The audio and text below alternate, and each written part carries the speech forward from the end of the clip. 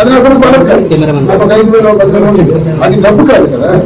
Black mail చేయగలిగినప్పుడు ఏమవుతుంది? ఈ ఓట్లకు వాళ్ళు ఏమి బ్లాక్ మెయిల్ చేస్తారు? ఆస్తి అది ఆస్తి లేదే. తిరిగి ఆమె డబ్బులు నాకు ఎలక్షన్ లో ఖర్చు పెట్టి ఎలక్షన్ కమిషన్ ప్రకారం నేను ఆల్రెడీ సబ్మిట్ చేశాను రికార్డ్స్ లో 25 లక్షలు ఖర్చు పెట్టి మరి మీరు ఎంత ఖర్చు పెట్టారు? ఎన్నికల నిబంధనలు వేరు, ఎన్నికల నిర్వహణ వేరు, ఎన్నికల ఖర్చులు వేరు. అది జాగ్రత్తగా రీసెర్చ్ ఈసీకి తెలుసు, ఈ దేశంలో అందరికీ తెలుసు.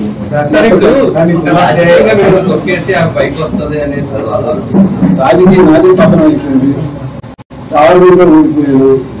ఎక్కడ కూడా ఈరోజు ఎక్కడ మాటలు కూడా నిజాయితీ జరుగుతుంది. నాకు రాజకీయ గౌరవం లేదు. జగనన్న నా దేవుడు, నా సర్వస్వం నాకు ఇచ్చిన ఎమ్మెల్సీ తప్ప ఈ ఎమ్మెల్సీ ఏదైనా అపోజిషన్ లో నాకు దేవుడు దేవుడికి పనికొస్తాను, ప్రశ్నించడానికి పనికొస్తాను. ఎందుకు హౌస్ లో ప్రశ్నించడానికి ప్రశ్నించినట్టు కాదు కదా.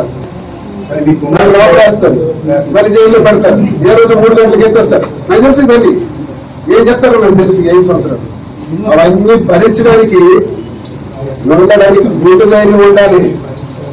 నేను బ్లాక్ మెయిల్ అన్నారు, గుడ్డుగానే ఉంటారు. నాతో ఇప్పుడు మనిషి మాట్లాడాలంటే వాడికి ధైర్యం ఉండాలి. ఒక కార్యకర్తను అదేం రావాలంటే ధైర్యం ఉండాలి. నేను దువ్వాడ శ్రీ మనిషిని చెప్పుకోవాలంటే ధైర్యం ఉండాలి. అలాంటిది బ్లాక్ మెయిల్ చేయడానికి ఏముండదు నా దగ్గర. మీది మాది గారి అలైటరీ రిలేషన్ మీరు చెప్తున్నారు. అయినా సరే ఆ రిలేషన్ పెట్టుకుని అయినా టెక్కల్లో కానీ ముఖ్యంగా ఇంట్లో కానీ ఉండడానికి వీలు లేదు, కావాలంటే పలాస వెళ్ళమని అంటున్నారు. ఏమంటారు? ఈ దేశంలో, ఈ సువిశాల భారతదేశంలో, ఈ డెమోక్రటిక్ స్టేట్ లో నువ్వు ఇక్కడ ఉండు, నువ్వు ఇక్కడ ఉండకూడదు అనే అధికారం ఏ మానవుడికి లేదు. Right to stay anywhere in any place in India. చట్ట ప్రకారం ఆమెకి వివాహం చేసుకున్నాడు.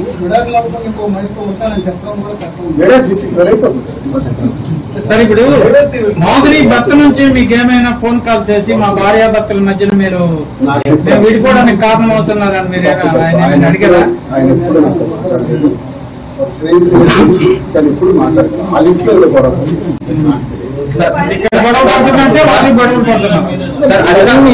ఒక ఆడపిల్ల మీద ఇన్ని అభియోగాలు వస్తే ఆ భక్త ఊరుకుంటారా, కమరాలు ఊరుకుంటారా, అత్తగారు ఊరుకుంటారా? అంటే సమాజం ఆ టైంలో ఉరేసుకుని చనిపోవాలనుకునే ఆడపిల్లకి నేను అండగా ఉంటారా? మాట ఇచ్చారా? మళ్ళీ మళ్ళీ చెప్తున్నాను. అంటే ఆల్రెడీ మనం కాల్ చేశారని కొన్ని స్క్రీన్ షాట్ చూపించారు.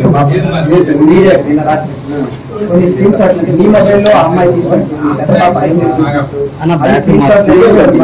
తిరిగి చెప్తున్నాను కదా. ఇప్పుడు నుంచి కూడా తిరుగుతున్నాను. మోహన్ గారికి వెళ్ళాను, క్యాంపులకి వెళ్తున్నాము. నేను ఎక్కడికి వెళ్తా వెళ్తుంటాను. ఇది అబద్ధం కాదు, నిజం.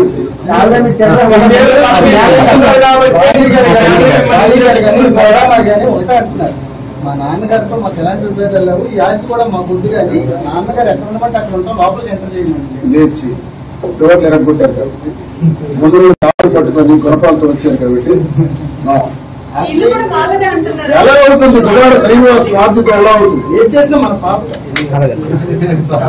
అంటే అర్థమైతే చెప్పాను. ఎంతసేపు కూతురు అంటే ఎలా ఉంటారో చెప్పాను. మళ్ళీ చెప్పాను.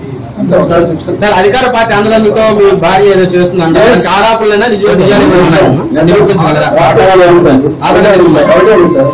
నేను ఒక గౌరవ సభ్యుడు, కౌన్సిల్లో మెంబర్. నా చైర్మన్ మోషన్ రాజు గారు కంప్లైంట్, స్పీకర్ గారు కంప్లైంట్, అలాగే గవర్నర్ గారు కంప్లైంట్. ఇది జరిగిన తర్వాత